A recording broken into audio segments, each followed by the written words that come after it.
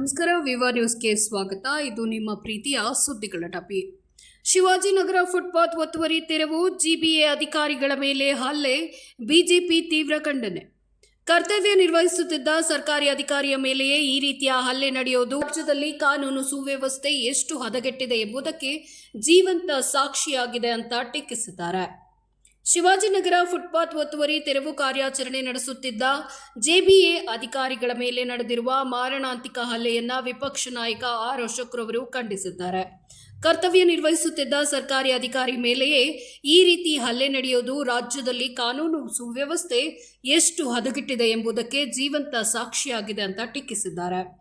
ಈ ಕುರಿತು ಸಾಮಾಜಿಕ ಜಾಲತಾಣದಲ್ಲಿ ಅವರು ಪೋಸ್ಟ್ ಮಾಡಿದ್ದು, ಬೆಂಗಳೂರಿನ ಬೇರೆ ಭಾಗಗಳಲ್ಲಿ ಒತ್ತುವರಿ ತೆರವು ವೇಳೆ ಕ್ಯಾಮೆರಾ ಮುಂದೆ ರೀಲ್ಸ್ ಮಾಡುವ ಬೆಂಗಳೂರು ಅಭಿವೃದ್ಧಿ ಸಚಿವ ಕೃಷ್ಣ ಬೈರೇಗೌಡ ಅವರೇ, ಈಗ ನಿಮ್ಮ ಮೌನ ಯಾಕೆ? ಅಧಿಕಾರಿಗಳ ಮೇಲೆ ಹಲ್ಲೆ ನಡೆದಾಗ ಅವರ ಬೆನ್ನಿಗೆ ನಿಲ್ಲುವ ಜವಾಬ್ದಾರಿ ನಿಮ್ಮದಲ್ಲವಾ? ಅಥವಾ ನಿಮ್ಮ ವೋಟ್ ಬ್ಯಾಂಕ್ ರಾಜಕೀಯವೇ ಕಾನೂನಿಗಿಂತ ದೊಡ್ಡದಾಗಿದೆಯೇ ಅಂತ ಪ್ರಶ್ನಿಸಿದ್ದಾರೆ.